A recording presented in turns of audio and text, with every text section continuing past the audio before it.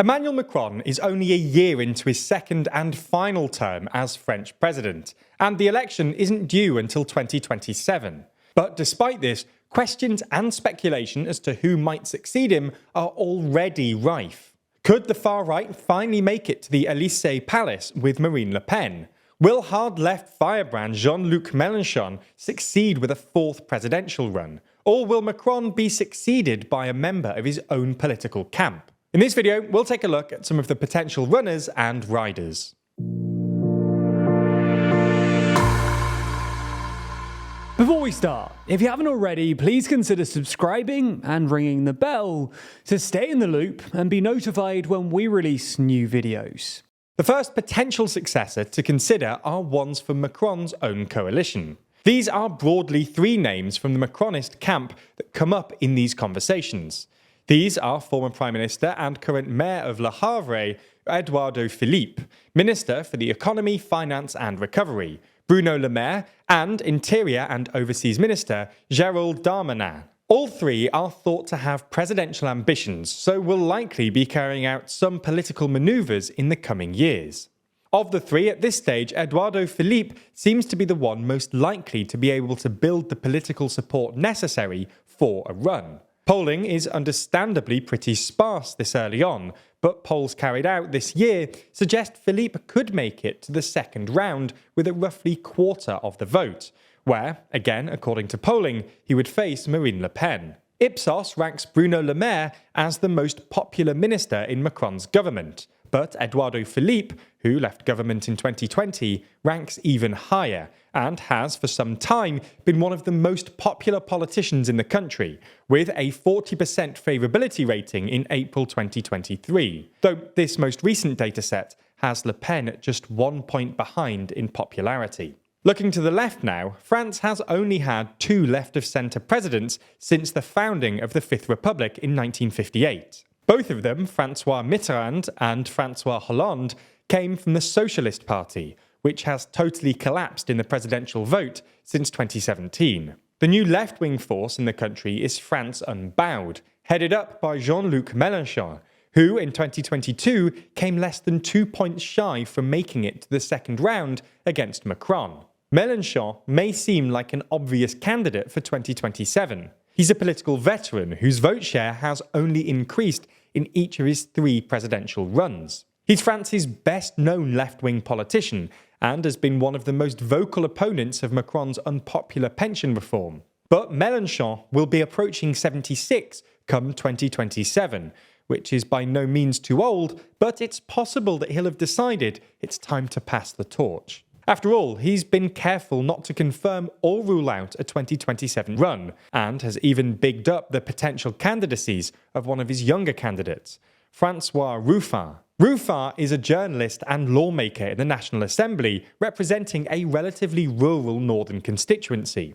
As a slightly more moderate member of Mélenchon's La France Insoumise, he's been described as a free-thinking deputy who's not afraid to challenge some of the leadership's lines and wants to take the left to rural France, not just the cities. Ruffin's name is gaining traction on the left, with a recent poll revealing that left-wing voters see Ruffin as a better candidate than Mélenchon to represent them at the next election. Mélenchon has better name recognition among those voters and is seen as slightly more presidential, but he's also seen by a large margin as more authoritarian and arrogant.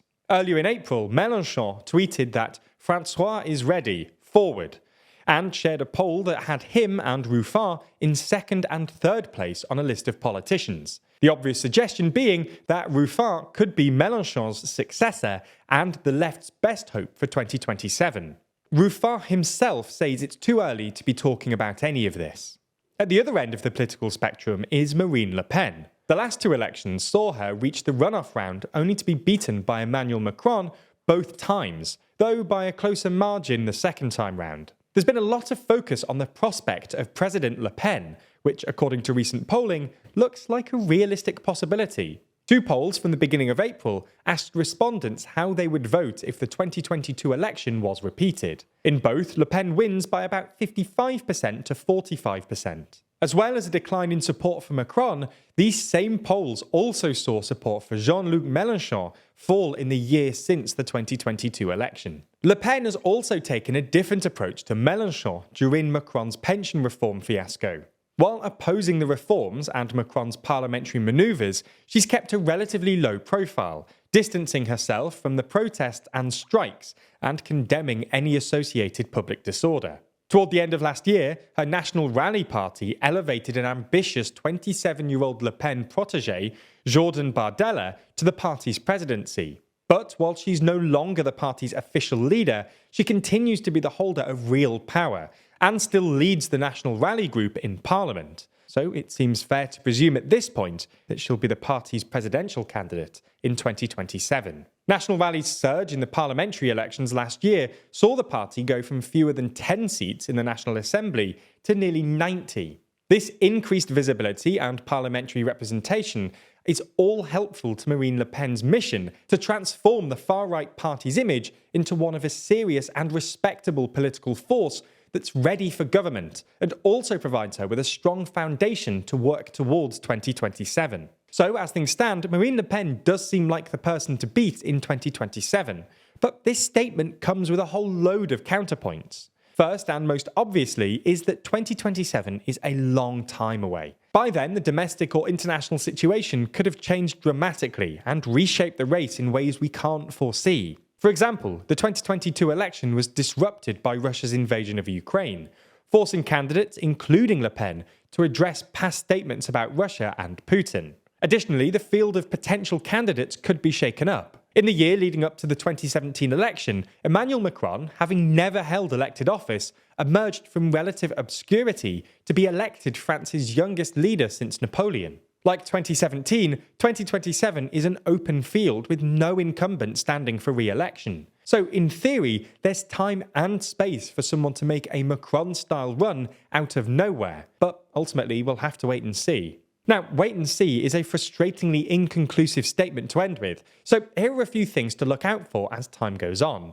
How do the potential Macronist candidates position themselves to be his successor? On the left, does Jean-Luc Mélenchon continue to be the standard bearer or gradually give way to a younger successor? Does Marine Le Pen maintain her strong polling, or does it slip away? You can stick around on TLDR EU to find out. And if you want even more from TLDR, make sure you check out the rest of the network. You might not know, but we actually have 5 different TLDR channels explaining news from the UK, Europe, and the rest of the world, breaking down the latest developments in the business world, and also running through the day's most important news that you might have missed. TLDR has been doing this for around 6 years now, so to celebrate our anniversary, we'd love it if you subscribed. Not only to this channel, but also any of the others that interest you. They're all linked in the description. Our whole purpose is to make the world around you more understandable, to unpack the confusing parts of the news in a way that's interesting, factual, and entirely non-partisan. So if that's something you're into,